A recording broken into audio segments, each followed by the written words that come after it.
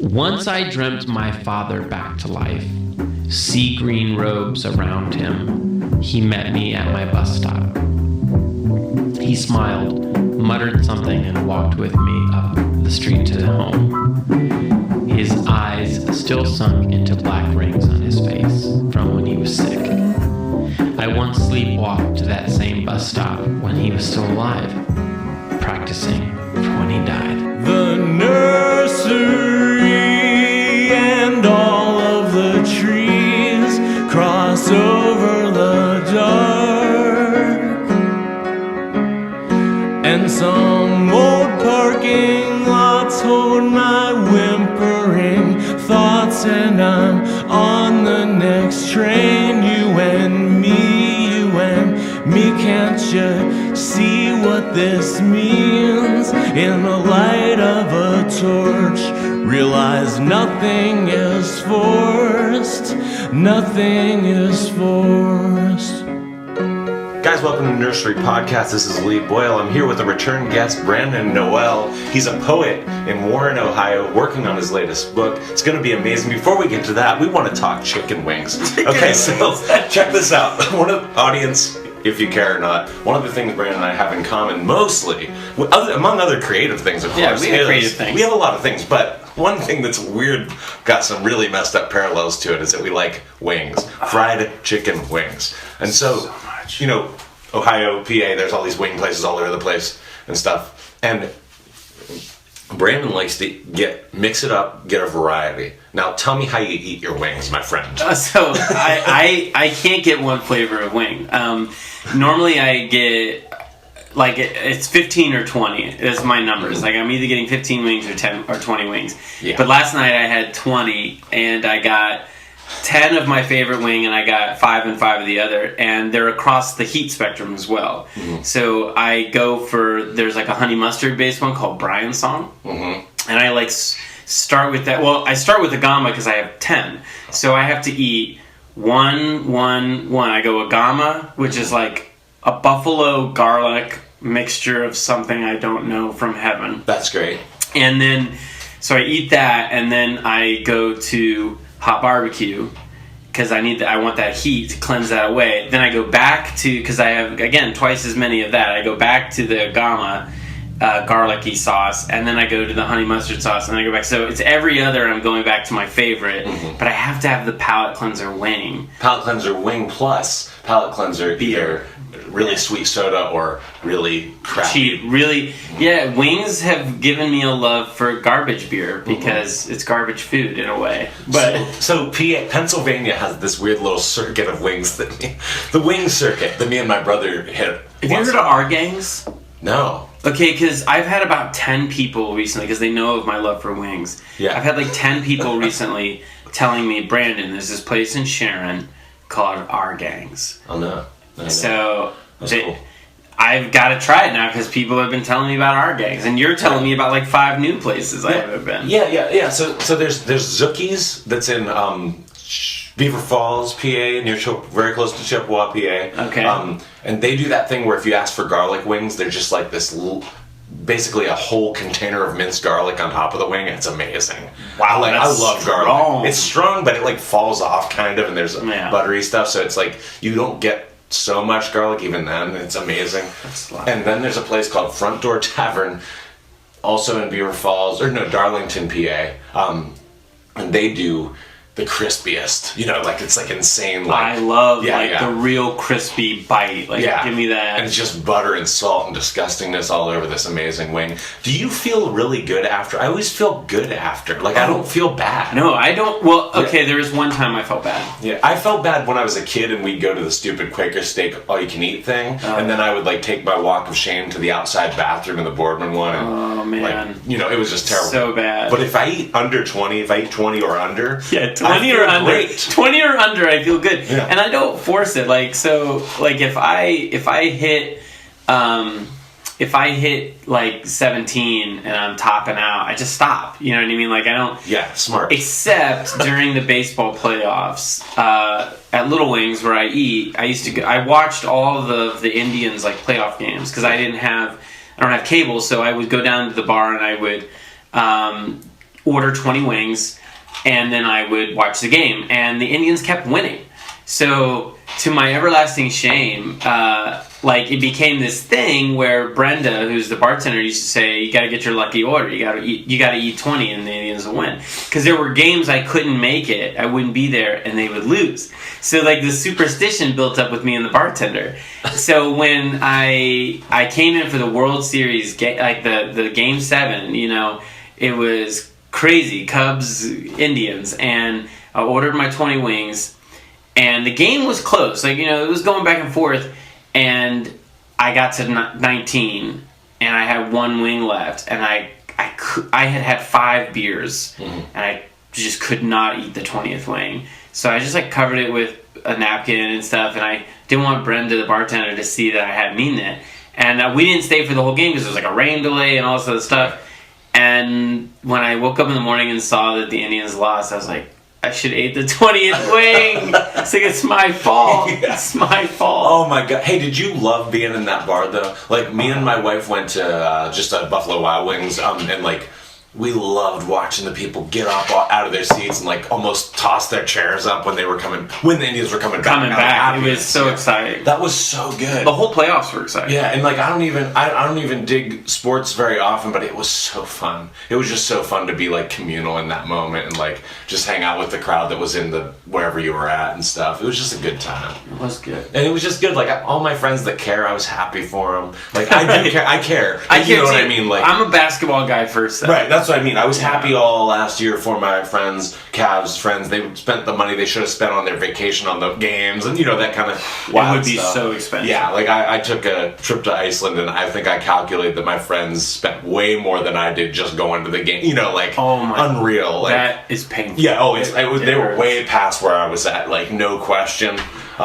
Because they just wanted so badly to hit the Cavs games and I'm sorry, and the Indians stuff, right. Everything. Oh, and they win, you almost feel like it was worth it, if they win, and they did. Yeah, and so that was just a point of pride, but just for them, and I was just happy to see them do that crap because those are the same friends that would come and see our shows and stuff. It was just nice to see sports and stuff in my group of artsy whoever's they actually care about this. They cared about that thing and it was nice to just switch gears for a moment and see something from the inside or outside and being part of that moment. Yeah, it was just a nice little change of what usually happens. I'm steeped in the world of just making silly skits, writing songs, just and then it's podcasts. Sports. It was fun, man. It was fun. But so anyhow, listeners who might be familiar with you or new listeners that might become fans of you after hearing this, where can they go? Where can they go to find your poetry or where can they order your books? So all of the books that I've been involved with, including the anthology book that we put out as a writers group, the Makeshift Poets, the Makeshift Volume 1, and both of my individual books are for sale at lulu.com/spotlight/Brandon L. Noel, Noel, like Christmas. So they're all there. You can buy physical copies of the book. I'm working on building a website. It'll be probably the makeshiftpoets.com. Great. It doesn't exist yet. Sure. But I'm working on that where there'll be a store there where all of it will be under one roof. It'll be a place where people can find the podcast, kind of like thirdclass.net. Sure. It'll be a place where people can find the Makeshift Podcast. It can be a place where people can buy our books, where they can see the schedule of the Makeshift readings that are coming up, and any other things that we might be involved with as a writers group. Recently, I just started volunteering in an after-school program here in Warren with some students from the Warren G. Harding High School. There is a program that exists here called Inspiring Minds, and it's an after-school program that offers things for kids, that the teenagers that go there to have some creative outlets, and also they go on after-school field trips to museums or art galleries and other things, and they can get help with their homework, or there's a myriad of activities for them to be able to be involved with. And the assistant director of the program got in touch with me through a friend, and I started I just had this past Thursday my third class I'm doing like once a month a writer's class with these high school students, and it's been kind of mind-blowing. Now, are you getting... This sounds amazing. I mean, it sounds like a good-hearted thing to be doing. Anything I've heard about, like my brother Jack, who's in the band with me, he's done like poetry in the schools type programs from he was at Kent and got his master's in creative writing, and he got to do that, and it was so rewarding to him. And like, yeah. But are you overwhelmed? Like you're running the Makeshift Poets, meeting with them first Tuesday of every month. First Tuesday of every month. Yeah, first Tuesday of every month. If you guys want to get a hold, check out like the Makeshift Poets, like find them on Twitter or find them the Makeshift Volume 1 on Facebook and stuff like that. Like you'll find them, or just search Brandon Noel Warren, Ohio on Google. First Tuesday of every month at Havana House. Yeah, and that's BRANDON first name, and then the last name is NOEL, Brandon Noel. If you guys just want to like find him, hook up, like hook up. Let's hook up. Yeah, hook up. Get him, slide into my DMs. And like. But are you overwhelmed with poetry? Are you all of a sudden finding yourself one day just wanting to go stare at a wall and do nothing? You know, like what's your escape from your escape? Well, honestly, that's a good question. Yeah. Honestly, so like I've been running my own podcast, the Makeshift Podcast, and I kind of always think of myself, my creative energy and stuff, as like it's a limited resource, like any limited resource. It can run out. And I've kind of been letting it take the bullet, because the podcast thing is fun, and I love that I can get to do these interviews and things. And I went, I think, 38 or 36 episodes without missing a week. Like, I was on the ball. But as like all these other demands, and we started preparing to do the Makeshift Volume 2, our second anthology book with twice as many writers this year, it began to get a little like tasking to like try and juggle it all. So what I've ended up doing is just the podcast. I didn't put out any episodes over Christmas or New Year's, and then last week I should have put out, I'm sitting on 2 episodes, and our interview later will be my 3rd episode that I'm actually sitting on. But it's just gonna start to be like a thing that like I'm gonna work on getting interviews, but like not stressing about doing it. Because if it starts to be that, then it's not really fun anymore. It's not really the thing I want to do. Then I'll like dread it. So the trick for me is to just make sure that I keep enjoying it. And the funniest thing happened this week. We had our January makeshift poetry reading at Havana House this week earlier, and I was kind of feeling down. I'm going to be really honest. I was coming off the holidays and all this stuff, and I had missed the 2 podcast episodes, and I was actually being a little hard on myself. And I posted the event like I always do, and about the same number of people, and the same, said they were coming, and like I get there, and everything started at 8 o'clock, just like it normally does. We had about 8 people, and then about 15 minutes later we had 12.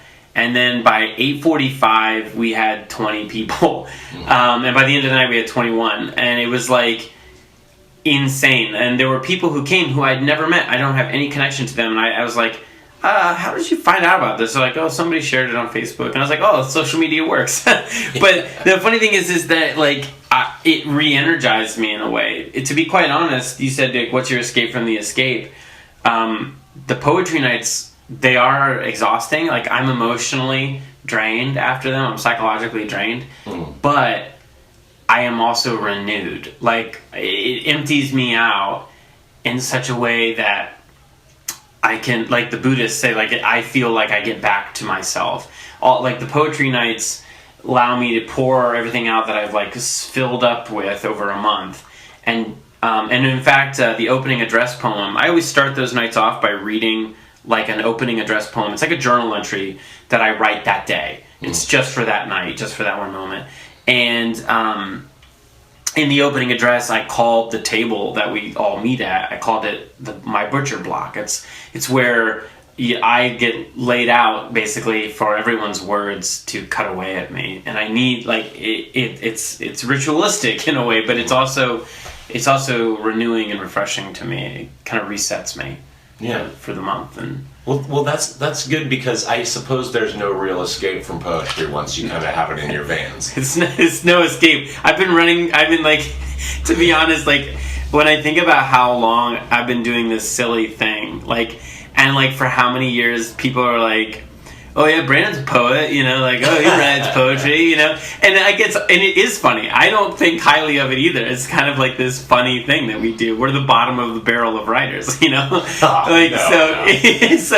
it's like it's the least profitable form of writing that exists, and whatnot, and it's not really taken seriously, really, by most of the world, or like most of, I guess, popular culture, we should say. Mm-hmm. But you can't escape it, because like I've tried writing fiction, I've tried writing my hand at like writing some scripts. I wanted to write some screenplays. I wrote a stage play, and all these things. But like when it comes down to it, and I tried writing music. We were talking about writing music, and everything always comes back to poetry for me. That's cool though, man. I mean, like, I've had my wife say things to me like, oh, what? Like, kind of teasing me about how, like, I care more about my band and stuff than hanging out with her and stuff. And, like, that kind of stuff. And, like, she's just messing with me, but... She's just kidding. She just likes to do that. But I always constantly remind her, and I completely believe this from the bottom of my heart, that there is zero... That where that ends and the other begins, there's no, where she starts and music ends, it's all the same. Like, I don't, like, she is music to me, and my life is music. Music is her. She, all that hippie. There's that hippie. There's no hippie line of stuff. separation. There's zero. And same with poetry. Whatever you're into, that stuff's in everything you do. Everyone knows that. And like that stuff it interchanges everything you see, and there's no formalism to be found. Right. There's just none. It's all being seen one certain way from you. And I'm not trying to sound like, oh man, everything's connected and all that. I'm just saying, music is the reason I love my wife. Music is the reason I love my life. And that stuff gave me music. And poetry is in everybody you see. Right. And so money or no or whatever, that whole crap is, who cares? Like, it would be nice. It's like, you listen to those first few episodes of the Makeshift, like, remember, we're ready to go. I will sell you my poems if you're listening. Oh, please, anytime. I get that. That's fine. But I would love that money. but it's good to know that you're doing it anyways. Oh yeah, I'll do it either way. Because I saw, I don't know, for a pop culture type thing, I saw Louis C.K. on Conan. He was on there like months and months ago. Yeah. He was preceded by a guest who did a dance of some sort, and he came on kind of doing a little bit of a bit that was kind of dark. And what he was doing, Louis C.K., that's kind of his whole thing. But it was too much this time, because what he did was he said, like, he was talking about how dancing's the worst career you could ever choose, because there's no famous dancers, and if they're famous for like 2 minutes, and they're just waiting to fail, and like then he's turned to all the Conan, what are they called now, the low budget cable band, whatever the band is. Like the house band or whatever. And he was like, all these guys wanted to be rock stars at some point. They didn't want to do this. They didn't want to do this. There's no, and I get that what he was kind of trying to do was show that there should be financial involvement in art more, but at the same time, was people laughing? Like, not quite enough to make it worth it though. Oh, and like, man, that's rough. I gotta look this up. I want to see it. It's not like a train wreck to watch. It's just personally, when I saw it coming from the background I come from, I was kind of like, I was like, Louis C.K., you don't need to talk about everything based in finance only. Like, that's not his shtick. I was just surprised by it. And so, like, I don't mean to say don't sell out. Sell out. It's all good. Like, it's just that you'd be doing it anyways, and that's great. Mm-hmm. Nice little bonus. And the poetry and music intersecting, speaking of, at the top of this episode, listeners heard a track called Sleepwalking Kid. Brandon and I, if you care, listeners, the way we are connected is through creative things, podcasting in Ohio, obviously. But I took a piece of his podcast. He read a poem of mine on the Makeshift. Make sure you subscribe to it on iTunes. And I took his poem, put it over a song of ours. What's your poem? I mean, took his reading of my poem. Read your Everything poem. is so convoluted on this album. Right. And put it on an album that we have called Virginia's Playlist. Go to thirdclass.net if you want to stream it on Spotify or buy it on CD, all that BS. So Brandon's on our album. And so through these crazy commune type meetings with him and so many other people that we've known, long, short, whatever, we Brandon, like, this album is now poetry and music welded together because of all this weird community of like Northeast Ohioans that care about this stuff. So like Brandon is to thank in a large part for caring about blending the line between writing and theatrics, or poetry and music. You know, like, we're making a big deal out of stuff that people think isn't a big deal, and we're actually like doing it, and it feels good. It does feel good. It's curious. It's a curious thing. I kind of went through an existential crisis about about my podcast in December, like just because running a thing and putting together gigs for your band and stuff, you always wonder, like, why am I doing this? Yes. And that question comes up all the time whenever you're planning or practicing or getting a thing together, because in the end of the day you wonder. And then I remember I ran into a local poet here and photographer in Warren. His name is Carl Henneman. He's going to be a future guest on my show, and we're trying to hash out some plans, and he says, man, after I listened to the interview you did with Ron Flack, I had a total creative crisis. And I was like, I felt bad. I was like, why? I was like, what happened? He's like, well, Ron, he was talking, Ron Book, not Ron, did I say Ron Flack? There were two Rons almost back to back. Yeah. But Ron Book, who is another local Warren poet, was talking about his efforts in minimalism, like writing the least you can say, like taking a poem that's 500 words and shimming it down to 15. Mm-hmm. Like, and is it the same poem after that? Like, what is the message? And it like messed Carl up. It messed me up a little bit, but I was a little bit more like, I know my voice and what I'm gonna write. But like Carl, like he said that he like had to go back to scratch, and like that he and what I realized in that moment is that it is, if it's for nobody else than like the one listener who listened to that episode and took something away, and it sparks a new direction in their creative path. I do think that that's worth it. Yes, shots in the dark. We're definitely all taking these huge shots in the dark with the things we do. Right. But when they hit so hard, and that's what makes it all worth it. We're doing. I think what you did say, but what I'll rephrase is, we're doing this to help other people. Yeah, and that's the hope. Like the writing class I'm doing with the Warren G. Harding kids. You feel like you want to do something. Yeah. And I wanted to be a teacher. And life and circumstances, fatherhood, marriage, divorce, mm-hmm. all that stuff. I have not been able to finish my college education and become a teacher yet. Something I still plan to do, even if it's in my 40s. Mm-hmm. And so this is kind of like scratches the teaching bug for me. It's like I get an hour and a half with these kids once a month, and I can get up and try and impart something into them, the value of writing, or helping them see the world in a different way. And the writing group with the adults, the makeshift, it's about helping people in the kind of way that I always wanted to see a place where people could bear themselves and be honest. And people do that. People come and they write things that are utterly confessional, and it's a safe space, I hope it is for everybody. I know that every now and then, people being in the same place and being a small community of people, writers and creatives, you'll have fallouts and things like that. But I can thankfully say that that's been pretty minimal over the last 2 years, and it's been a good group of people who are open and willing to accept all kinds of people into the group. Yeah. Other than that, just I've been working on my next book, my next solo book. Okay, what you have a working title? Yeah, I actually thought I actually had the name of the next book the day I got my shipment of Mongrel, which was my second book. It's like the day I got my first box of copies that I was going to start selling and taking with me places. Like later that day, I thought of the name of the next book. And I like wrote it in Sharpie. I was at work and I didn't have any paper. I had nothing. I had a Sharpie in my pocket and I wrote it on my hand, said I wouldn't forget. And so I got home or whatever, but it's called Infinite Halves. That's right.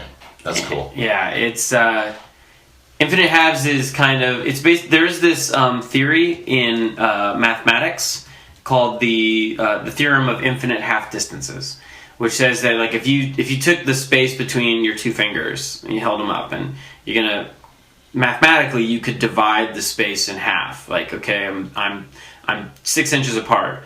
Now I'm 3 inches. Now I'm 1.5 inches. And if you keep dividing a number by 2, it will never fully go to 0. You can never get it to go to absolute 0. So mathematically, no two things ever touch. And I was fascinated by, I heard this, and I was like fascinated by it. I just decided I was going to make it a part of my efforts into this next book. Like, I wanted to talk about how, as human beings, we are infinite in our complexity and our depth. Like, you can never fully describe our thinking or our ways. Yeah. So we're infinite in our depth, yet we always feel incomplete.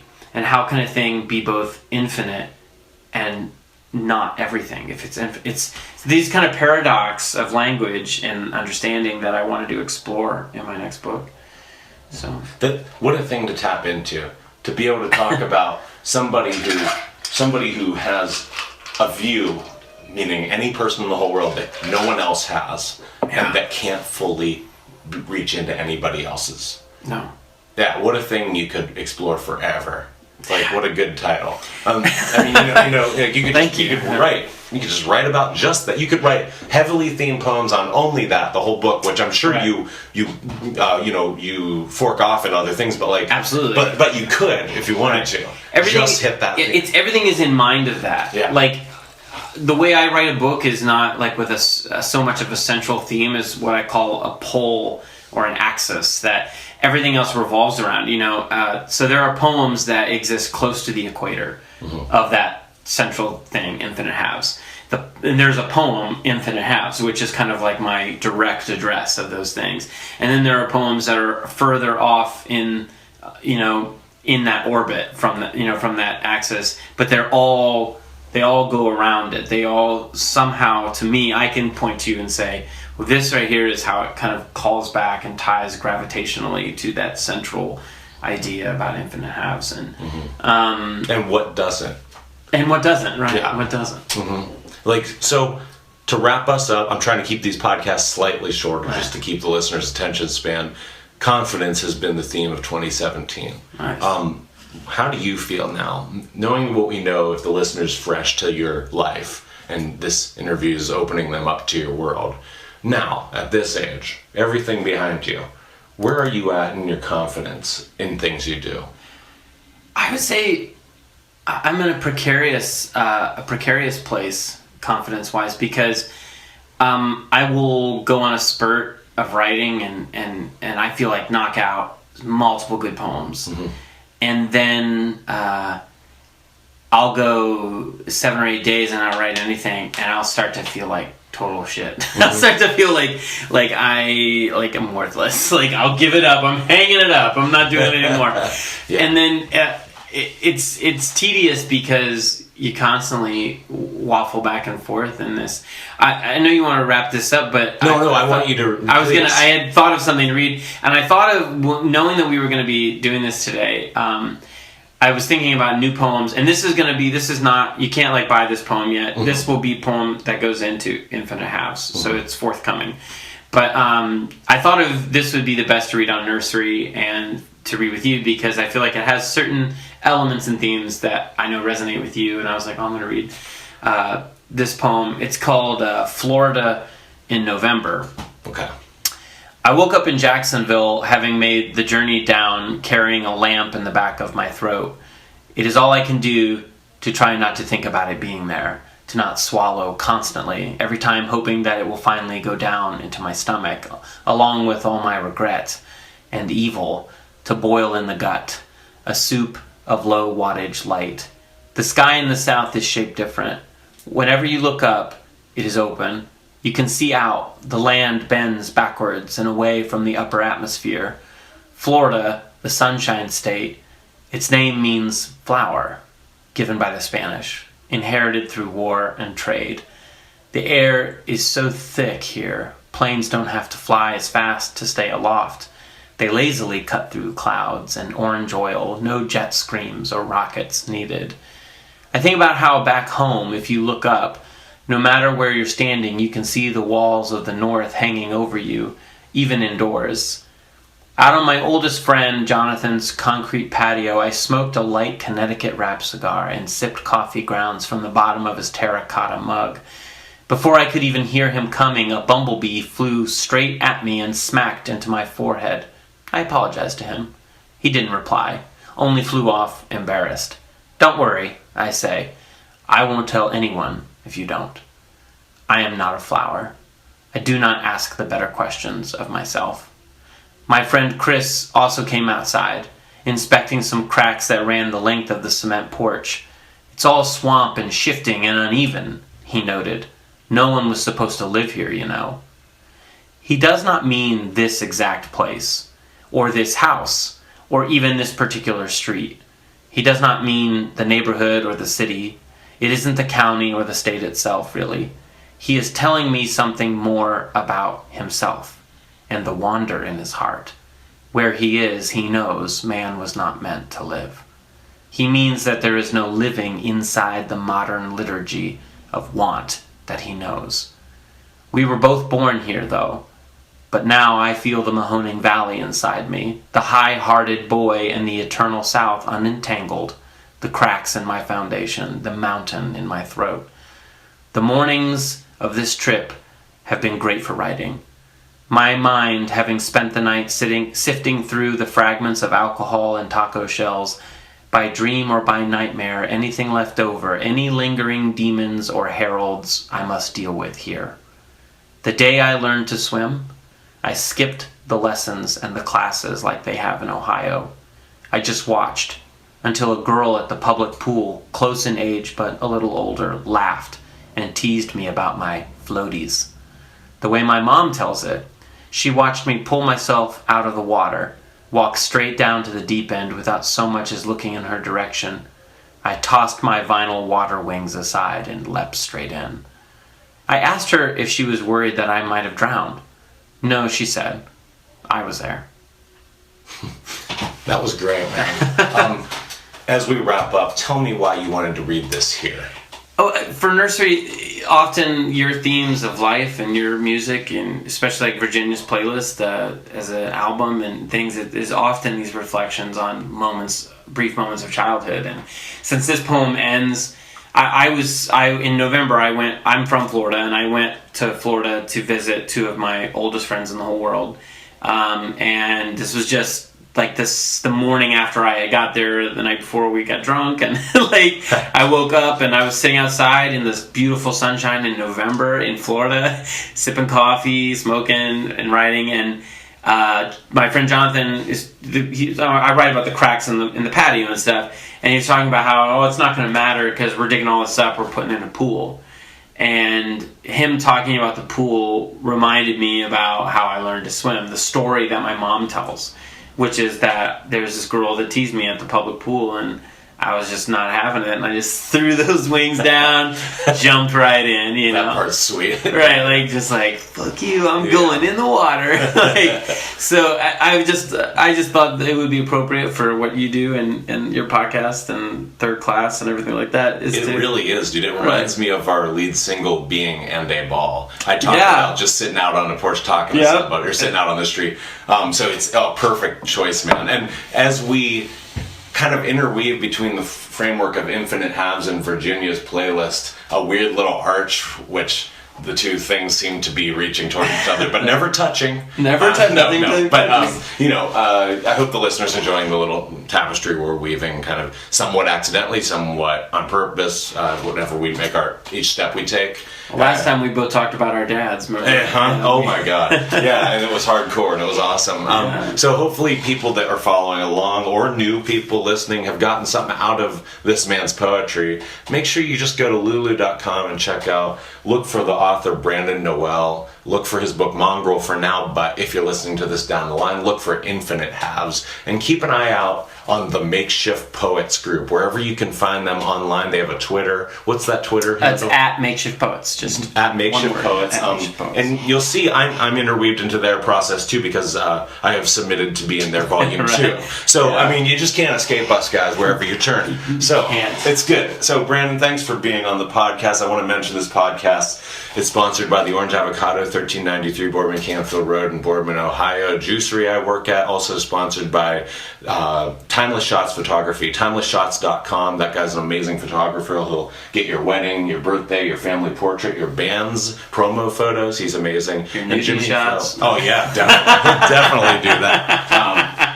Right, buddy? And then, check out the Jimmy Fro Indie Music Show, subscribe and review on iTunes, and of course check out the Makeshift Podcast, people. There's too many things for you to check out. Too much good content. Yeah, right here in Northeast Ohio. You don't need to go to Netflix. You don't need to go all that. We're all right here, man. Just turn to your left. You're going to find an artist. So can you say, look, Mom, we're on a podcast? Look, Mom, we're on a podcast. Brandon, thanks for an awesome interview, and everybody make sure you go to thirdclass.net or bullskit.com to find the music and weird little comedy videos.